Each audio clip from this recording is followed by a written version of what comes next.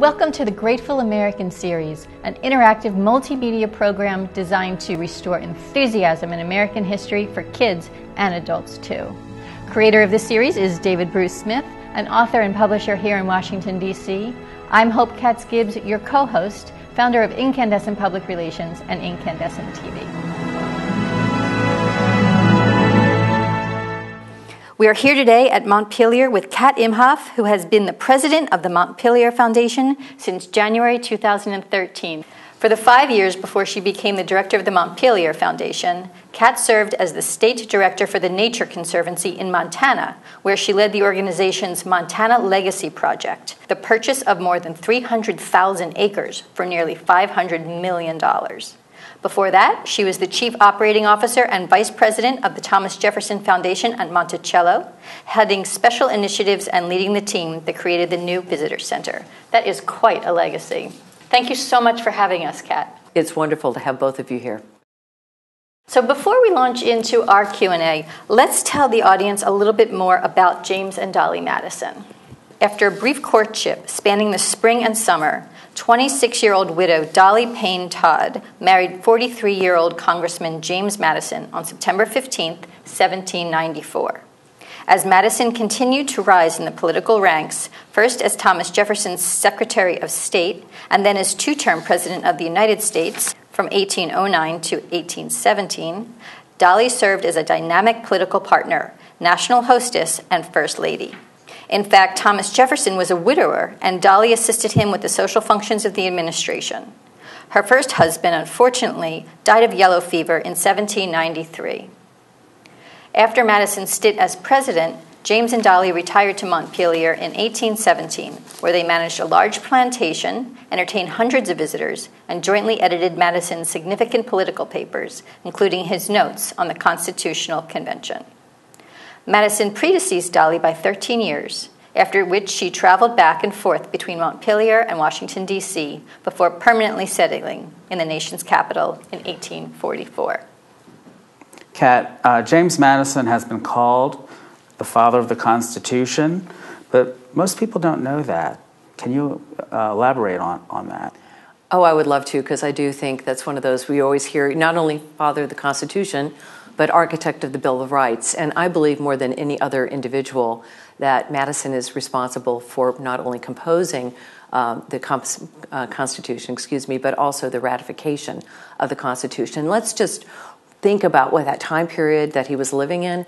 People remember the Declaration of Independence and they remember the War of Independence, but that does not make a nation. And in 1776, it was just a loose confederation of the 13 colonies, and it didn't work that well. There was no authority to really have the powers of government we need to levy taxes or to really work together as a nation. Madison recognized this. And so 10 years later, after the War of Independence from Britain, as they're realizing this is not yet a United States, he retires here to Montpelier, and he takes on personally the task of thinking about what this new emerging nation needs. He reads 400 books, everything from Plato to Locke, all about what was happening with emerging democracies or people thinking about constitutional government, and he reflects on that. And as they call a constitutional convention in Philadelphia, he goes as the most prepared delegate because he's prepared something called the Virginia Plan.